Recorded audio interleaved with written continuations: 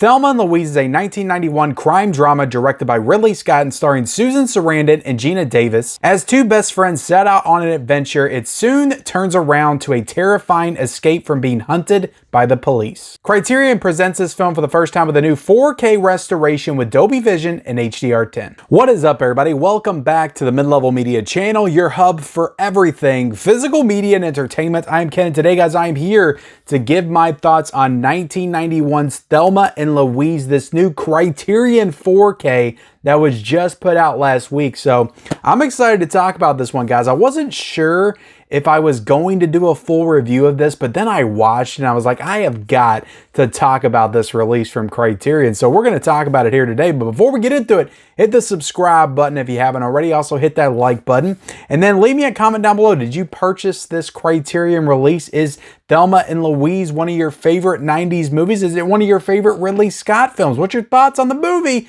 Let me know in that comment section below, and then turn on those bell notifications for all future videos. So this particular Criterion edition is the 4K, and this is currently available for $34.99. I will be leaving the link for purchase down below in the description. Now, there is a Blu-ray option as well, which the Blu-ray is in this 4K edition, but the Blu-ray is $27.99. Let's go ahead and jump into my thoughts on the actual film itself, because I remember this movie when I was a kid, seeing bits and pieces of it here and there, but this was the first time that I believe I watched this movie in its entirety. So I'm going to go ahead and say this was a first time watch for me. I actually watched it with my wife over the weekend. We watched it together. I felt like it was a movie that she would also enjoy. So my thoughts on this movie: Ridley Scott, of course, a legendary director, just made some of the most notable films of all time: Gladiator, Alien, Blade Runner. Like, the dude's got a hell of a filmography, and I've always heard about this movie being one of his movies, and it always felt like an off kind of pick for him because it is more grounded in reality, which they even mentioned in the special feature interview with him. And I have to say, this is probably one of his better films to me. I really liked the movie. I'm not going to say that I loved it. I feel like as I, repeat viewings and stuff over the years to come, which I will absolutely be checking out this 4K again, I feel like it's a movie that will grow on me over time. I'm a little conflicted about how I feel about certain parts, mostly the ending to this movie, which really kind of caught me by surprise. Like, I'm not going to spoil what happens in the end, but let's just say they leave it a little open-ended. The way they cut it off is a little jarring, so I'm a little conflicted on that ending and a couple other aspects of the movie. But as far as the film, just a beautiful film. Ridley Scott did such a great job directing this movie, and the camera work, the sweeping landscapes, this is just really a beautiful film. It's really a road trip movie at its core. It's also got some Western elements in it as well, because you got Thelma, you got Louise kind of teaming up to take on the world together. So you have those kind of outlaw on the run themes running throughout the movie. So it kind of feels a little Westerny in that aspect. Is that a word, guys? Westerny? I don't know if I just made up a word there. But I thought this was a really good movie, just super entertaining. It's 2 hours long, and it really didn't feel like it was 2 hours. It really kind of moved along very well. I think the script by Callie Corey, who actually won an Oscar for writing this movie. This was the only Oscar this movie won. Susan Sarandon and Geena Davis were both nominated for Best Lead Actress, but neither one of them won the award. But Callie Corey won for Best Writing for the screenplay of this movie, and she deserved it. This is such a great script. The characters are so rich and have so much depth. The story has so many layers, and it's just a very well-written film. So she absolutely deserved the Oscar for this one. Performance-wise, Geena Davis, she's honestly, I don't know why I haven't seen this movie before now, because she's one of my favorite actresses, if not my favorite actress. I absolutely love Beetlejuice, have since I was a kid, but also A League of Their Own is one of my all-time favorite movies. That's probably my favorite sports film, to be honest. But The Fly also, she's at Earth Girls Are Easy. I have a real soft spot as well. Long Kiss Goodnight. I love her, and I think her performance in this is so great. She kind of goes from childlike immaturity. She's a housewife, but just her personality is very immature. But by the time you get to the end, her character really has a growth and an arc to it. And she just does a perfect job of just kind of portraying that shift you know, in her personality throughout the movie. So I think she's great here. I just love her. She's super charming and charismatic and just so endearing and just endlessly entertaining. Like, I could just watch Gina Davis act and perform like all day long. I loved her in this movie. Susan Sarandon, of course, is a great actress. She's one of the all-time legendary great actresses.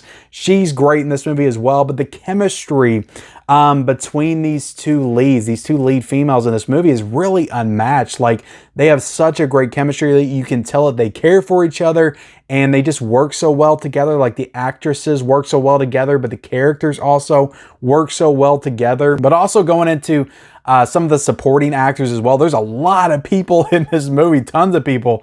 A lot of Quentin Tarantino peoples in this movie. And this was in 1991, and a year later, both Harvey Keitel and Michael Madsen would be in Reservoir Dogs together and share a lot of scenes with each other in Reservoir Dogs, and they're both in this movie. And Michael Madsen's role is a little bit smaller than Harvey Keitel's is. Harvey Keitel's kind of the police officer that's kind of chasing them throughout the film and also trying to help them as well. Michael Madsen is Susan Sarandon's boyfriend in the movie, so his part's kind of a little bit more reduced, but he's great. I always like seeing Michael Madsen pop up and stuff, and Harvey Keitel is always wonderful in everything he's in. But Christopher McDonald, I'm going to give a little bit of an MVP award too for this movie. I'm not saying he's the best performance in this film. I'd say of the supporting characters, like, I think he's the most entertaining. He's such a buffoon in this movie, but I just love Christopher McDonald, of course, from Happy Gilmore, Shooter McGavin, and Flubber. He's the villain as well. But he's good as Thelma's husband, Gina Davis's husband, and he's just kind of a prick. He's an ass. He's a buffoon. He's like, his performance is really wild though in the beginning. He's like tripping and flawing. Like, the physical comedy that he does in the beginning just had me and my wife cracking up. So I really liked his character in the movie. He's not supposed to be a likable guy. He's the husband that you honestly like the way he acts towards Thelma in the beginning. Like, you want to hate him, but he's just so goofy and cartoonish. Like, you just end up kind of liking him by the time they get to the end, and then also feeling sorry for him because of the stuff that happens between her and Brad Pitt, which Brad Pitt is in this movie for a very small role. He was very young in this film, probably like, I don't know, 25, 26 when this movie was filmed. So this is one of his first movies. He's great in the movie though as well. Again, a smaller part. He's kind of more in the middle of the film. It kind of pops up a couple more times, but he's really good in the movie. Yeah, everybody's great in this film. I love movies like this. I love 90s movies, like 90s dramas in particular.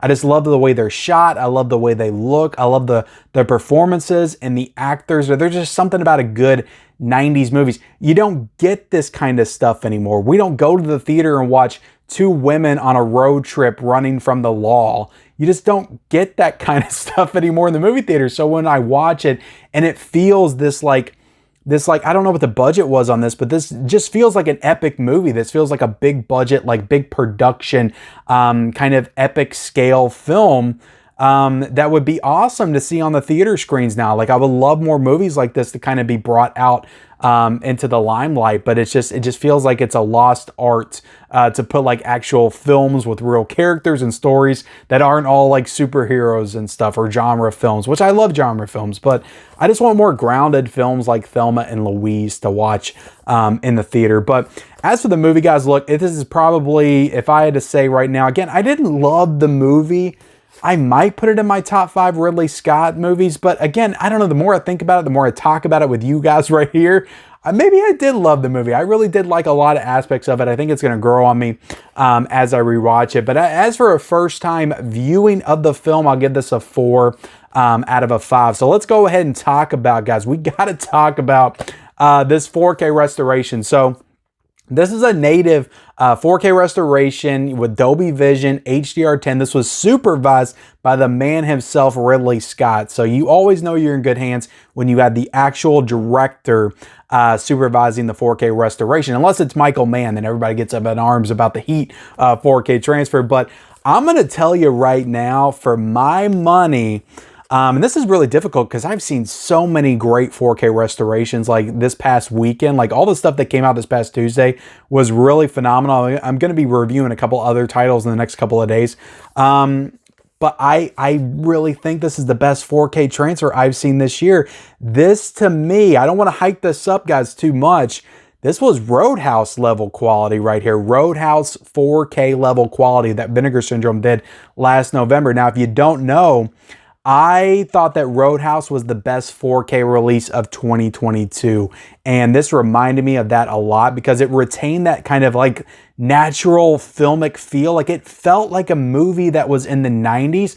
But also when I was watching it, I looked at my wife and I'm like, you see, does this, because she's not a big fan of like watching older films a lot. She likes watching newer stuff. She just doesn't love going back and watching the classics. So we're watching this movie together and I look over at her and I'm like, if you didn't know these actresses and you didn't know that they were younger than they are really in real life, you would think this was a movie that was made like today. That's how good this 4K looked. This looked like a new like TV show or movie that we would watch on like HBO Max, or I'm sorry, Max, or Netflix. Like, and the quality is just outstanding. Like the way, what they're doing now with 4K, guys, I'm telling you, Criterion, like they're not the only ones. Like Vinegar Syndrome, even Scream Factory, People Under the Stairs, that looked fantastic as well.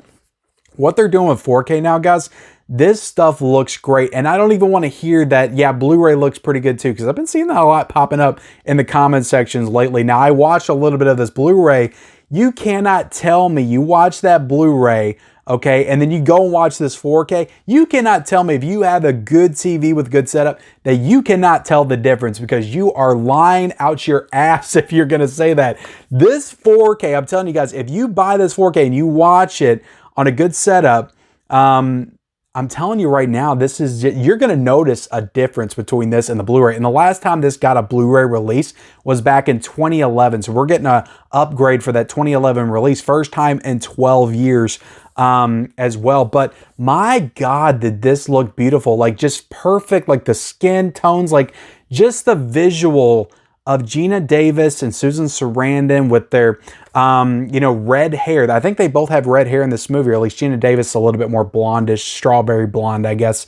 But you got Gina Davis with that blue jacket. You got Susan Sarandon with the white t-shirt and that blue Thunderbird just riding out in the desert. The scenery, just the visuals, all the colors are popping, just everything looks great. But the clarity, guys, there's such great clarity here.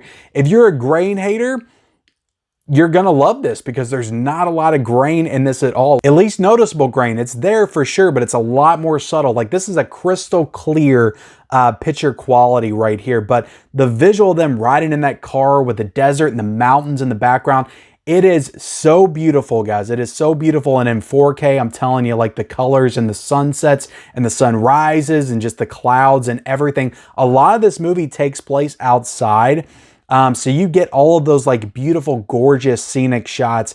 And in 4K, I'm telling you, this is one of the best that I have seen. This is, to me, I'm going to go ahead and say it, guys. I'm going to go ahead and call it Thelma and Louise from the Criterion Collection is the 4K UHD release of the year so far. I think it's the best in terms of picture quality. My God, was this beautiful on 4K. So I got to give Criterion a lot of credit. I think I've checked out 2 of their discs this year, this and Mildred Pierce, and they are leading right now, Criterion, with this Thelma and Louise 4K. It was just beautiful to me. That HDR just brought out all the colors. Everything popped. The clarity was outstanding. The black levels were perfect. Just everything about this transfer to me was perfect. It's a perfect 5 out of 5. So I absolutely loved the 4K transfer that the Criterion Collection did. So this, again, high recommendation just on the transfer alone. Now let's go ahead and jump into the audio here. So this is an English DTS HD Master Audio 5.1, and I thought it sounded great. The sound sounded awesome. Now I know there's some that's going to be disappointed that there's no Dolby Atmos. There always is, but I thought that the 5.1 was perfectly fine for this type of movie. There's a great soundtrack in this movie, and it sounded great. But the thing that really stuck out to me on my sound system, again, I'm just listening to this on a sound bar, and I have a subwoofer that kind of simulates that 5.1 and the Dolby Atmos. But when they're doing like the line dancing in the bar in the beginning, like you can just feel those like foot stomps and stuff that they're doing. So it all sounded really good to me. It's not a upgrade of any kind. There was 5.1 on the 2011 Blu-ray, but if it ain't broke, don't fix it, and the sound was great. So I don't take away anything from Criterion not upgrading it to a 7.1 or Dolby Atmos or anything like that. Going ahead and getting into the packaging, I'll do a quick little unboxing for you guys, but I love the artwork on this. I absolutely love it. It's so great. Gina Davis and Susan Sarandon, the hair blowing in the wind. But kind of looking at the back right there, you have the synopsis. You have the special features right there, which we'll get into in a second. You got the casting list at the bottom. You got a nice little spine work right there. Good stuff. And then we'll take it out.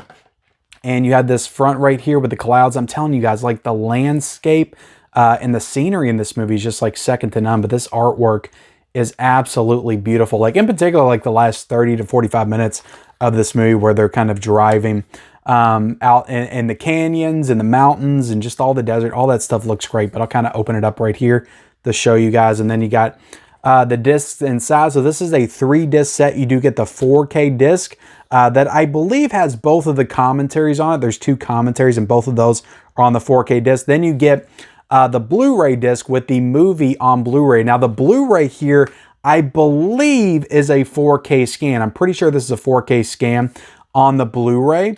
And like I said, it looked good, but when you add that HDR with that 4K, my God, do you notice a severe difference. But yeah, the Blu-ray has the movie on it. It also has the 2 new special features with Ridley Scott and Callie Corey, and a couple other short films by Ridley Scott and trailers as well. Now getting into this last disc, so you have that Blu-ray with the movie and the new special features. Then you have that white Blu-ray disc that just has all of the archival special features. So there's an hour-long making of documentary that I believe was filmed back in 2001. That is on that disc. And there's a ton, guys, of deleted scenes, extended scenes, trailers, music videos, all that kind of stuff on that disc. So just plenty. This is like the ultimate Thelma and Louise collection right here. Like anything that you would want Thelma and Louise is in this set. And then you got a nice little booklet, as you do with most of the Criterion releases. So just great stuff, guys. Great stuff all around. Just a spectacular addition from the Criterion collection. I know that the sale is coming up in a month, so I won't say you have to go out and get this right now, but definitely get this during the sale. It will be 25 bucks, and this is a top tier recommendation from me, guys. Now, if you can't wait off my review, you got to pick it up right away. It is 35 bucks. To me, 35 bucks, it's well worth it. Well worth it. Great packaging. You do have that nice digipack packaging that I just love from the Criterion collection. But yeah, guys, the best 4K release of the year for my money. I absolutely loved this transfer. It was so good. Looks so great, guys. And the movie is great as well. But thank you all so much for watching my review of Thelma and Louise on 4K from the Criterion collection. Hit the like button, hit the subscribe button. Also, be sure to comment down below, guys. Leave me a comment on Thelma and Louise. Do you like the movie? You're going to get that 4K? Let me know in the comment section below. Turn on the bell notifications and follow me on all my social media accounts. Those links are down below in the description, and we'll see you next time.